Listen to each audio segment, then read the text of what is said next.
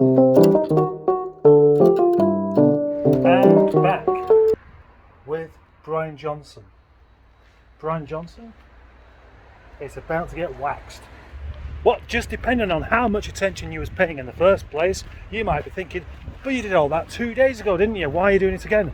Well, first of all, it wasn't 2 days ago, it was yesterday, and all I did was prepare the paint for wax. So that is what I'm going to do next. Waxed now. Just got to wait for it to dry, wax off, and then I can put this stuff on as well. Get that stuff off, and then I've finished. Except I want to vacuum it out and make that nice. And then I want to do the bottom half of the car like I did with Nigel, so I'll put that in the truck. Probably a bit more cleaning the wheels, then the engine bay. And then, if I get a chance, maybe I'll be able to drive it before the end of the month. Wax off time, one of my favourite parts. Polish silver enough, and eventually even that begins to pop. It's going to look fantastic in the direct sunlight, if we're ever getting it. Just waiting for that break in the cloud so the sunlight can come shining straight through.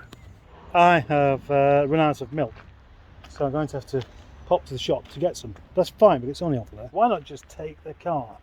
I'm not going to drive the car there, am I? I'll have to drive that a bit further. Starting to look nice, starting to look like a proper Captain Mustard car. A car that's clean, a car that's shiny, a car that's driven on the roads. May as well take the old thing for a test drive. Not this, I know what this one drives like. No, Brian. Let's take Brian for a test drive. When I do test drives, like I did with that Mini, like I did with that Subaru, and like I will be doing possibly tomorrow with a Land Rover, there's surprises, things you don't quite expect.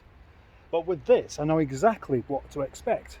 So if it turns out to be something different, that's usually not a good thing. Thing is, I'm already committed to using it because I've just paid money.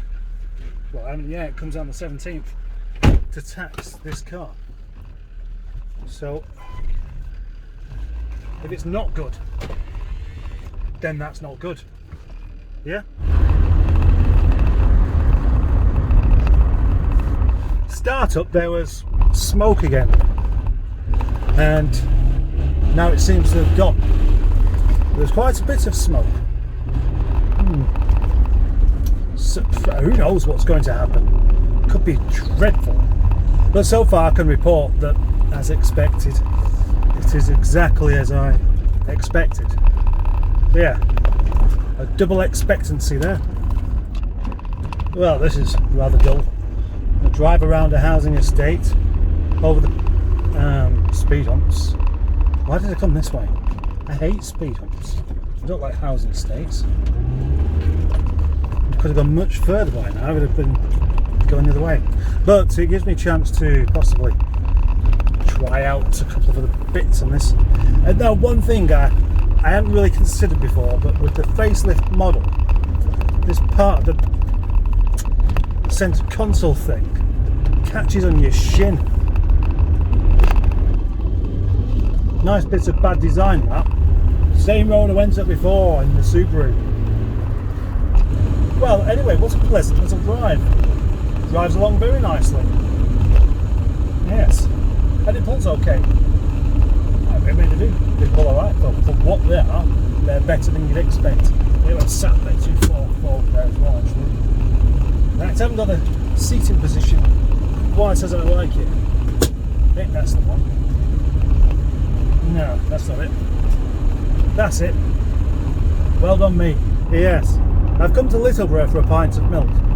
Carton of milk. Milk? Why come all this way? You know why I've come all this way. There's Aldi, which is about 1/10 of a mile away. I need to test drive the car. I can't drive it 1/10 of a mile, but I could drive 3.5 miles to test it a bit more significantly. Anyway, how embarrassed would you feel driving 1/10 of a mile? Nobody does that, surely. Yep, gearbox is nice and tight, steering's nice and unclonky, and the car drives as expected. So the only thing really I've got to check out is that smoky thing. Will it go away all by itself, or will it just get worse?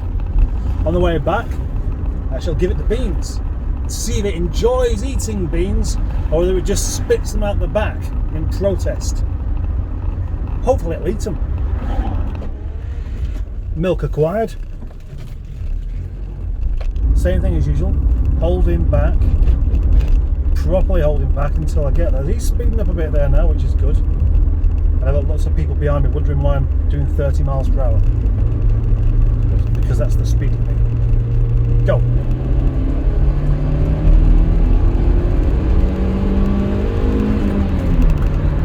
Well, that is very good actually. That pulls really well.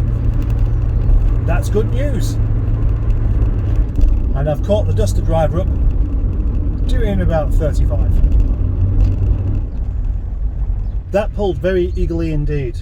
Pulls exactly as I'd expect a 1.4 to pull with an unrestricted throttle body. And there was no smoke and no drama. So that's good news.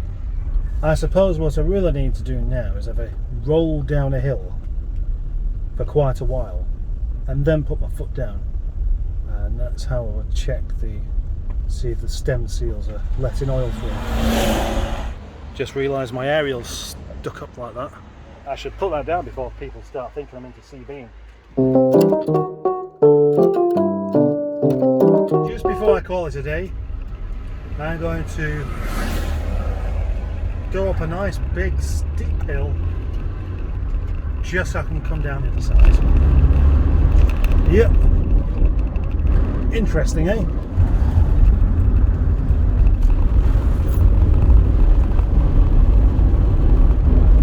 Interesting little find when I got back before. I checked the oil and it was quite low. I don't know, I didn't notice this the other day, but I didn't. And it wasn't without oil, but certainly didn't have the correct amount. And since putting some in, the engine does sound a bit noisy. Nice big slope to go down. When I get to the bottom of this, I'll press the accelerator. If there's a big chuff of smoke out the back, then it could be a problem like stem seals. If there isn't, then that's not what it is. Not really a very long hill that, so it might not be good enough. But I do have to come back up the other way in a second. Any second now. No smoke. Interesting.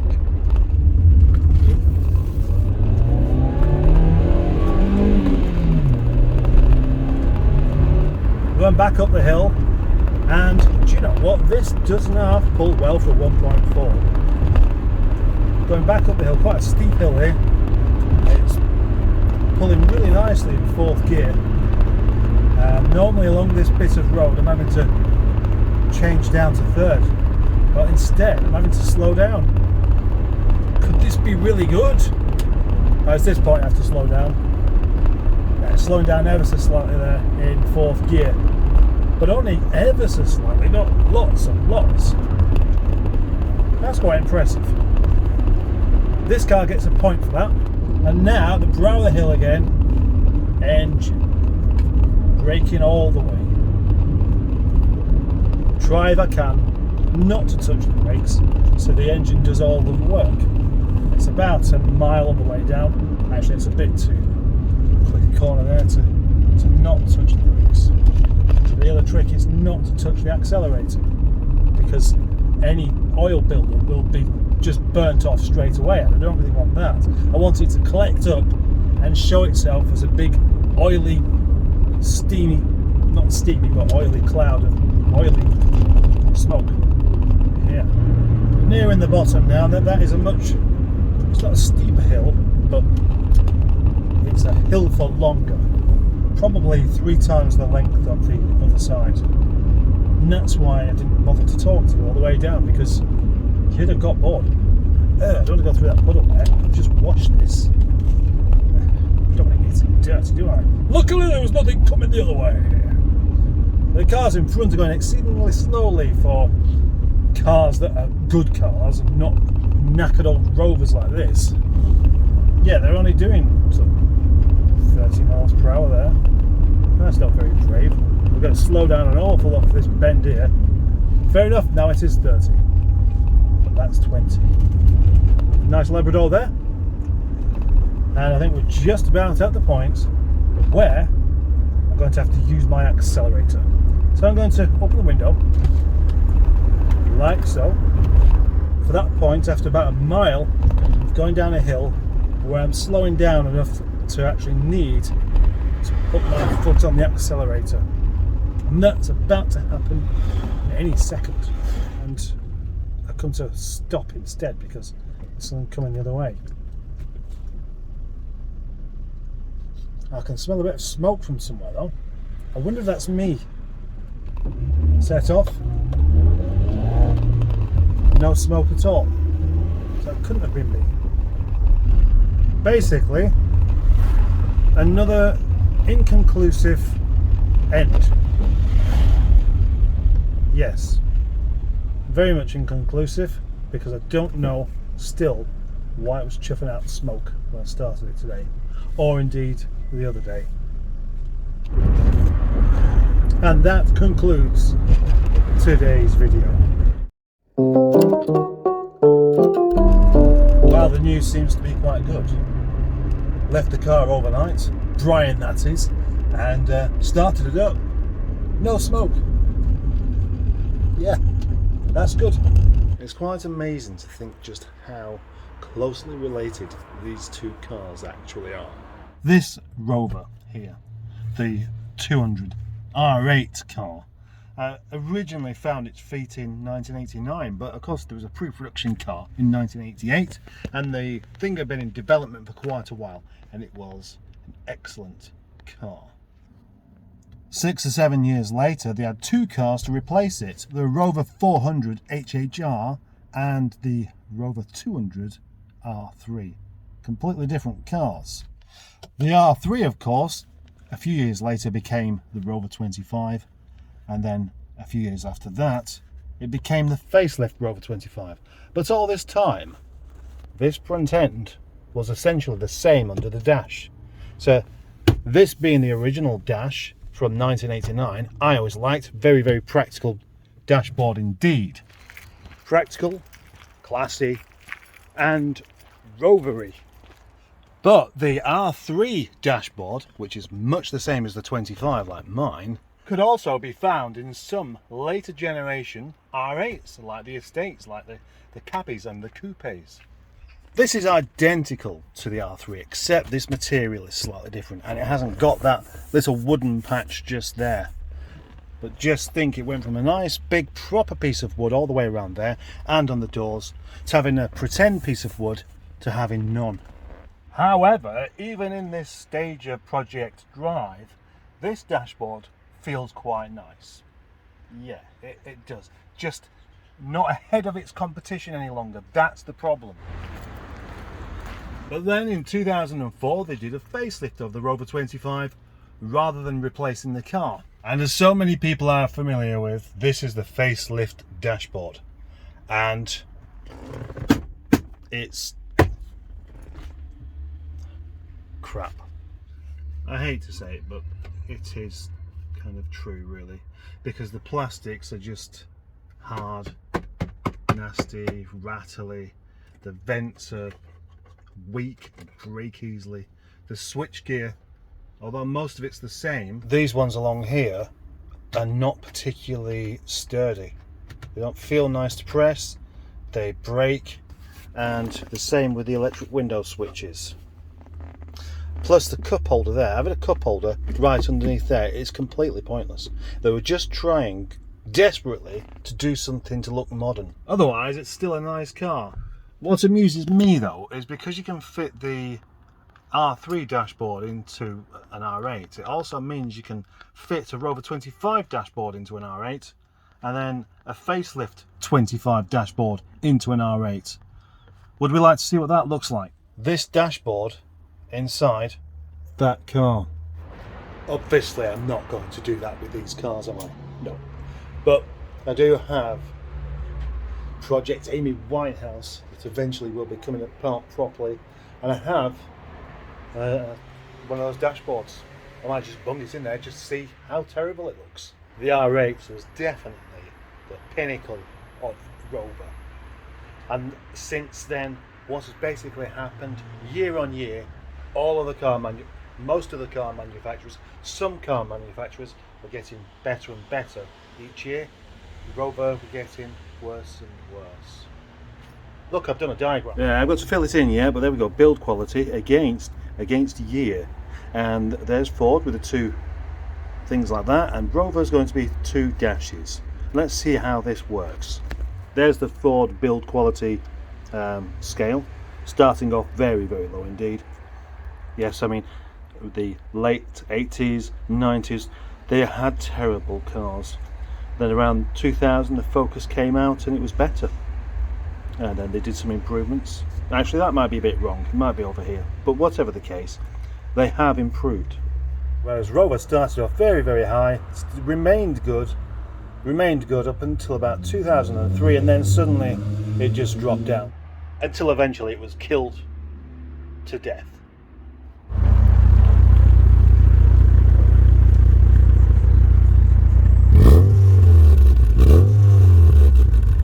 That sounds nice. Well, this is an unexpected treat. I'm having a little blast in Project Hank.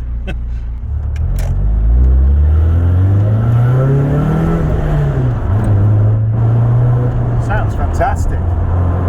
Lovely, raughty exhaust there. Nothing too big, just nice, and it pulls really, really well. Great little 1.4 engine this is. Yes, it's back to a 1.4 because the 1.8 that he did put in it didn't really work out, as things often don't. You start messing around with engines but not changing everything that you possibly can, such as the wiring loom and the ECU, etc. A very, very healthy engine.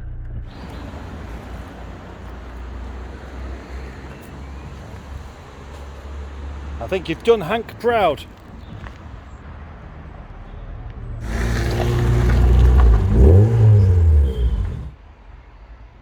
Now that my visitor has gone, I may as well do something practical, and that is to carry on cleaning Brian Johnson.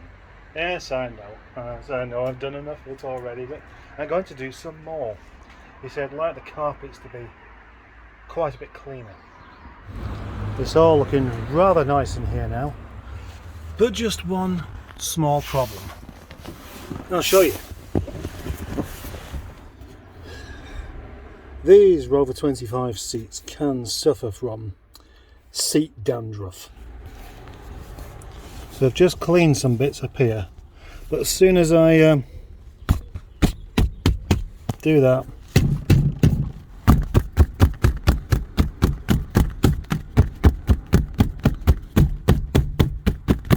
when will it stop? It won't, will it?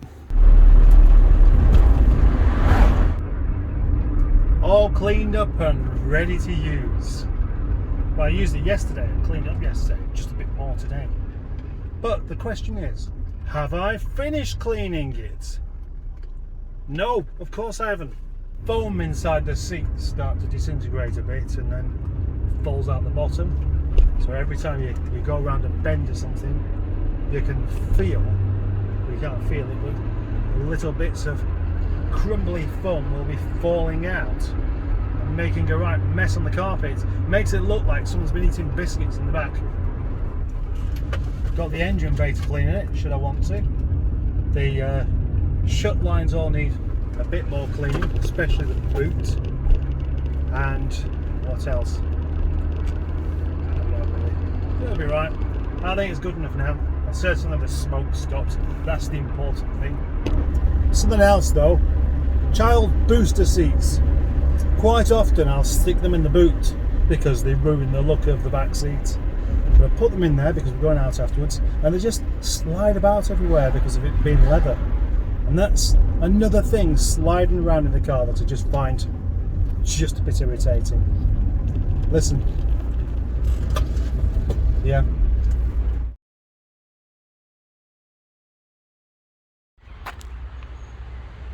Steering wheel as well. He's going to put the roof line on the wrong side of the roof.